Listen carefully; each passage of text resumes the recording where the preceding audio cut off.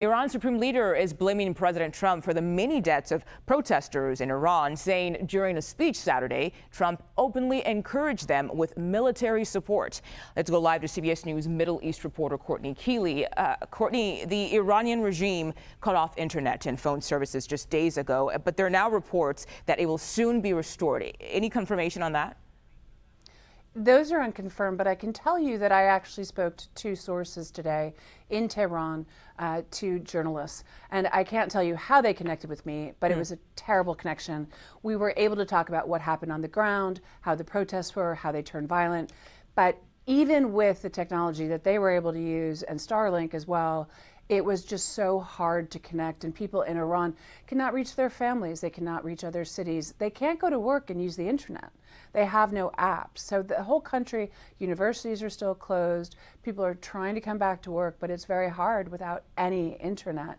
Wow. And what I was able to talk with these two journalists is just how violent, how quickly the violence escalated on January 8th, that Thursday, and that Friday. How many people were killed, that some of the protesters used live weapons as well and burned down regimist buses and vans and buildings and mosques. And so you have this war zone like skeleton burned out edifices, and then you have people that barely can reach their families. A friend of mine was able to have a 2-minute conversation with their elderly mother.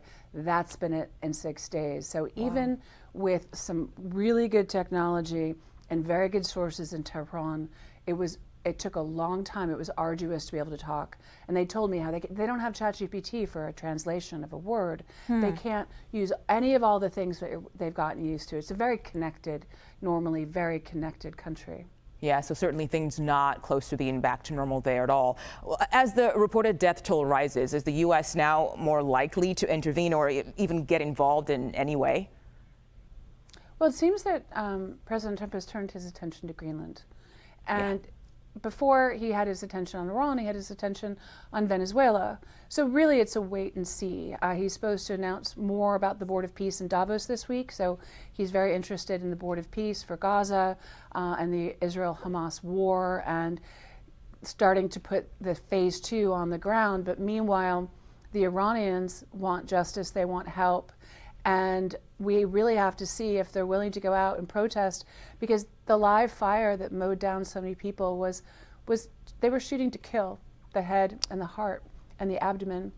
And then before that, there were the pellet guns that wounded and also maimed people who could lose their eyes.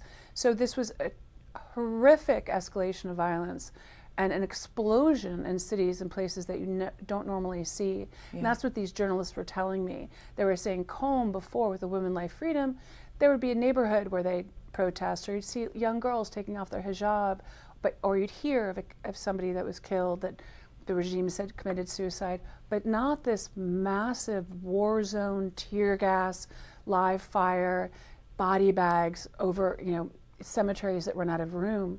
That's what's really been going on, and that's what we've been straining to hear more from. And I got some connection today, but it really underscored how hard it is to get the information out from Iran right now. Yeah, definitely. Glad you were able to speak to some people about what's going on out there.